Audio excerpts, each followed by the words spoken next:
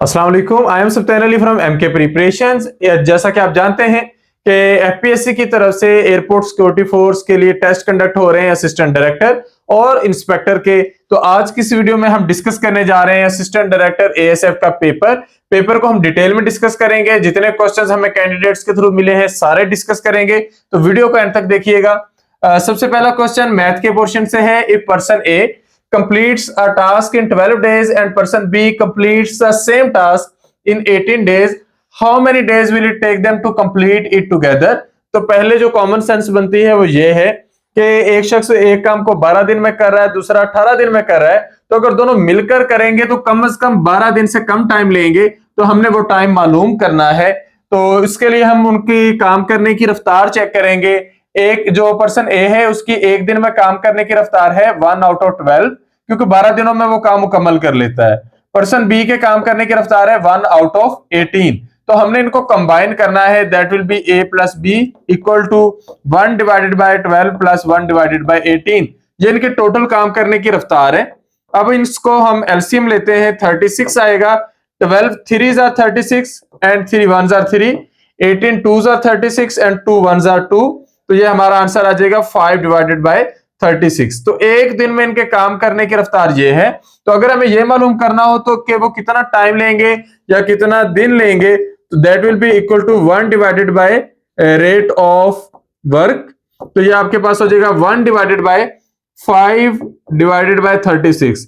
तो ये जो चीज दो दफा डिवीजन में आ जाए वो फिर ऊपर न्यूमरेटर की जगह ले लेती है। तो 36 ऊपर चला जाएगा, तो ये हो जाएगा 36 डिवाइडेड बाय 5।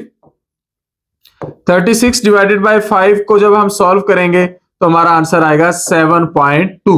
तो ये इसको सॉल्व करने का हमारे पास सबसे आसान तरीका है। सेकंड क्वेश्चन है what is the difference between गजवा एंड जंग।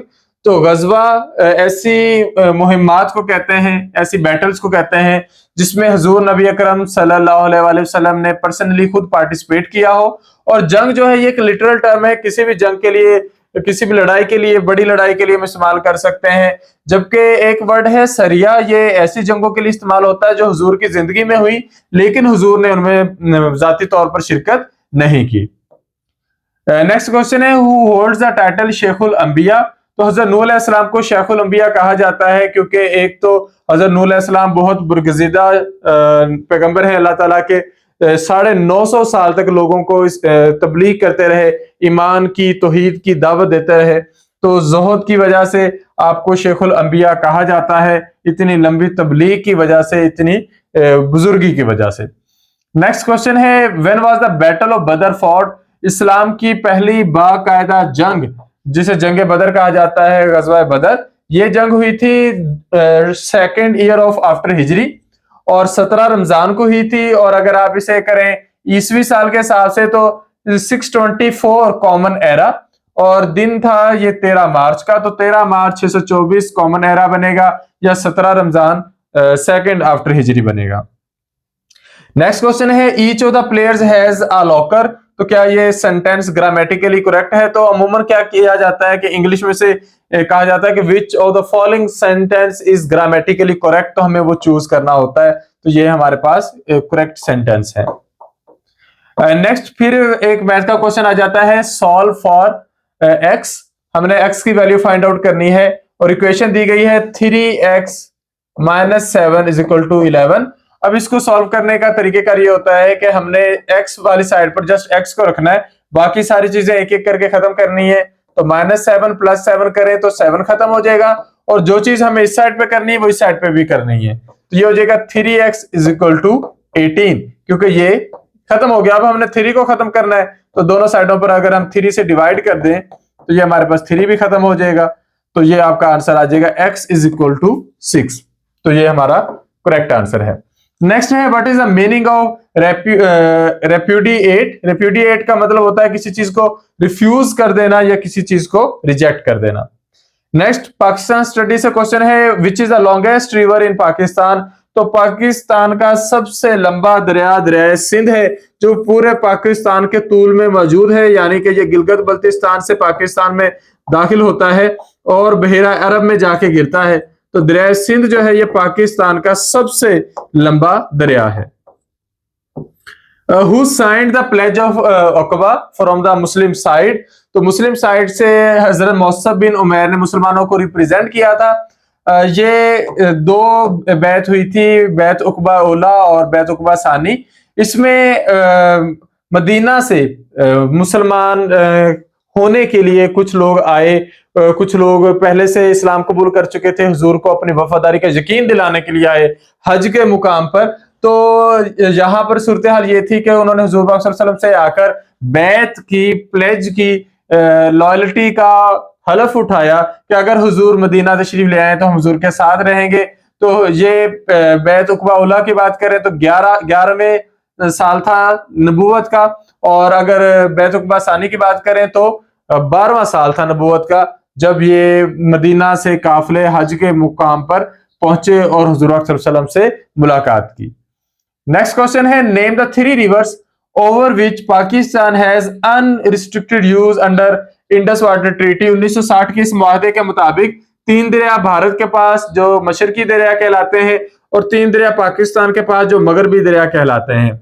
तो दरिया सिंध, जेहलम और चनाब पाकिस्तान के कंट्रोल में आए, सतलुज, रावी और ब्यास जो है वो भारत के कंट्रोल में गए। नेक्स्ट ईडीएम से क्वेश्चन है, what is the meaning of the idiom to bell the cat. तो टू बेल द कैट का मतलब होता है किसी चीज का रिस्क लेना या कोई डेंजरस टास्क परफॉर्म करना।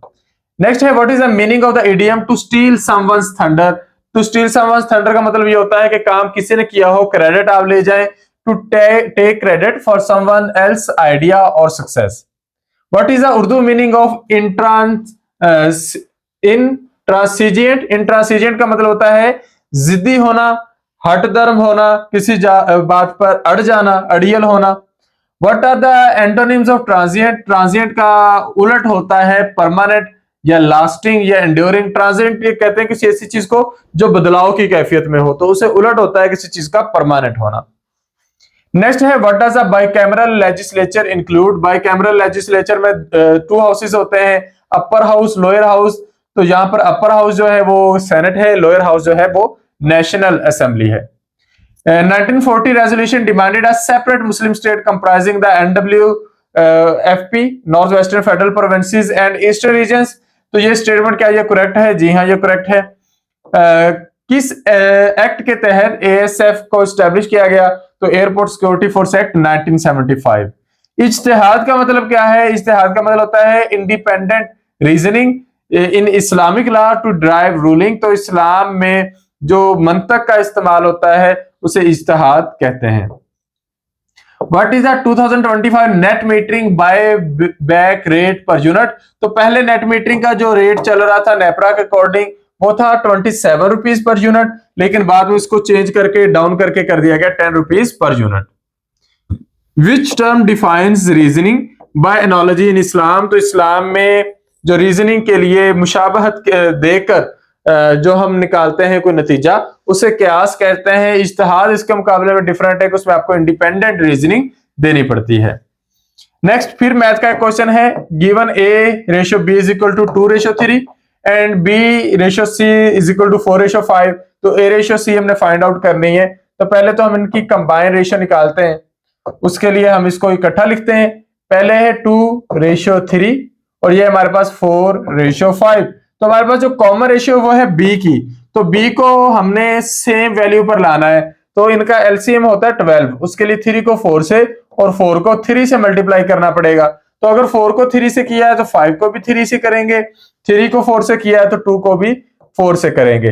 तो A की वैल्यू हो जाती है 8, B की हो जाती है 12 और C की हो जाती है 15। हमें कहा गया A/C फाइंड आउट करें, तो ये आपके पास बन जाती है 8/15।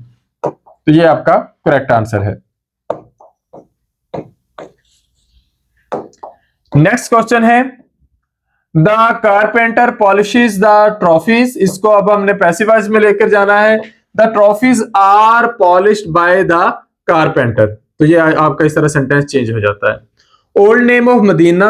हुजूर नबी अकरम सल्लल्लाहु अलैहि वसल्लम के दौर से पहले मदीना का कदीम नाम यसरब था, लेकिन बाद में हुजूर की बरकत से इसको मदीनातुल नबी यानी कि नबी का शहर कहा जाने लगा। तो मदीनातुल नबी सल्लल्लाहु अलैहि वसल्लम पूरा नाम है। आजकल हम मदीना मुनव्वरा भी कहते हैं।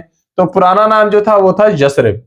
नेक्स्ट है president of Iran died in helicopter crash. तो इब्राहिम रईसी की शहादत हुई थी। मई 2024 का वाकया है। ईरान के प्रेसिडेंट थे और हेलीकॉप्टर क्रैश में मारे गए थे। Operation against Pakistan by India. तो पाकिस्तान के अगेंस्ट इंडिया ने जो रिसेंट ऑपरेशन किया था, ऑपरेशन संदूर कहते हैं।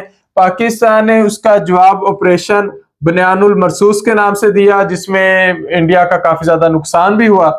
नेक्स्ट क्वेश्चन है इजमा किसे कहते हैं। तो consensus of Islamic scholars on a religious matter. किसी भी मजहबी मामले पर जो हमारे इस्लामिक स्कॉलर्स का कॉन्सेंसस होता है उसको हम इजमा का नाम देते हैं, कि एक बात पर इकट्ठे हो जाना, एक बात पर मुशावरत करने के बाद यकजा हो जाना।